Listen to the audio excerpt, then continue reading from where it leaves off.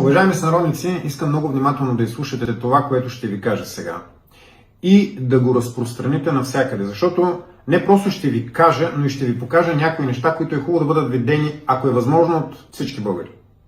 Милиони българи трябва да видят и да чуят това, което сега ще ви кажа, защото е изключително важно. Преди няколко дни написах един статус, в който разказах и обясних защо случващото се в момента с унищожаването на българската валута не е исторически прецедент. България за втори път преживява това нещо. Вторият път е през 2026 година, с влизането на България в шиткоин зоната. Първият път обаче е през 1396 година, когато България е унищожена от османските орди и пада под турско робство. Тогава заедно с унищожаването на България е унищожена и българската валута. Защото ние по това време имаме утвърдени традиции на близо 150, даже бих казал и повече, годишно монетосечение, в което имаме 8 български царе и 3 български деспоти, които имат свое собствено монетосечение.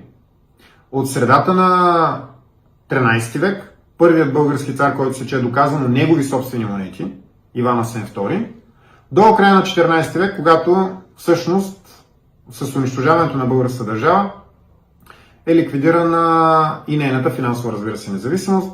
Последните български царе, които секат монети, са Иван Шишман и Иван Срацимир. Освен това имаме един деспот Иванко, който също сече монети. Това е синът и наследникът на деспот Добротица в Добруджа. Дори българските деспоти са секли свои монети по това време. Знаете ли защо? Защото монетосечението е символ на независимост, символ на държавност. Откакто свят светува. Още от времето, когато са го изобретили, между другото, по едно и също време в древната държава Лидия, в Западна Малазия, и тракийското племе Дерони. Не знам дали знаете, но нашите далечни предшественици, понеже траките участват в създаването на българския етногенезис, нашите далечни предшественици, траките, са едни от първите, които започват да секат монети. Но както и да е, написах всичкото това нещо и в буквалния смисъл на думата, само няколко минути по-късно, еничарите почнаха с опорката, че България никога не е имала свое монетосечение, България никога не е имала свои пари. Никога не е имала. Вярвайте ми, ченето ми падна. Не можах да повярвам. Тези изверги, в буквалния смисъл на думата, за минути отрекоха съществуването на българските пари, монетите ни през средновековието. Българската монетна система е на повече от 700 години. Пак казвам, всеки може да си прецени, сам да сметне горе-долу от средата на 13 до началото на 21 век, колко години са това. Нали? Обаче, едно е да го казваш, друго е да го покажеш. И заради това сега искам да ви покажа някакви неща. Първо, искам да ви покажа една книга, която е, може да се каже, основополагаща за всеки един, който иска да се запознае с историята на българското средновековно монетосечение. Това е каталогът на българските средновековни монети 13-14 век. Типове, вариации, цени на Константин Дочев, един от най-добрите български нумизмати. Сега искам само да погледнете, да видите за какво става въпрос.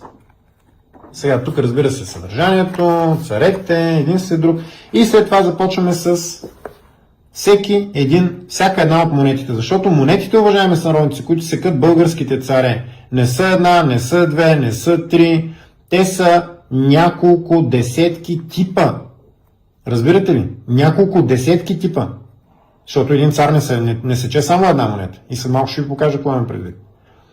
В този каталог са описани всички български монети. Абсолютно всички български монети.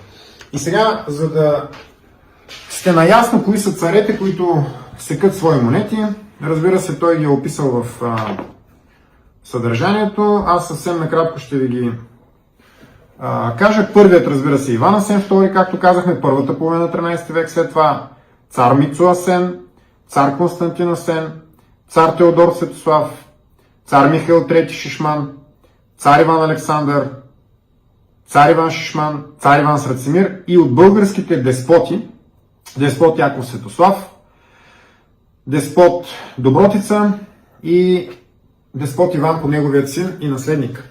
Има историци в кавички, които са посветили живота си на това да обясняват, че всъщност българска средновековна държава не съществува.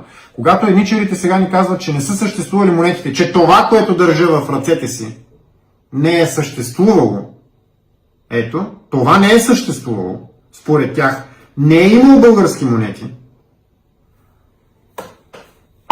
какво ни остава на нас? Единственото, което ни остава, уважаеми сънародници, е да се ядосаме. Ядосайте се, разгневете се. Без омраза обаче. Омразата е грях.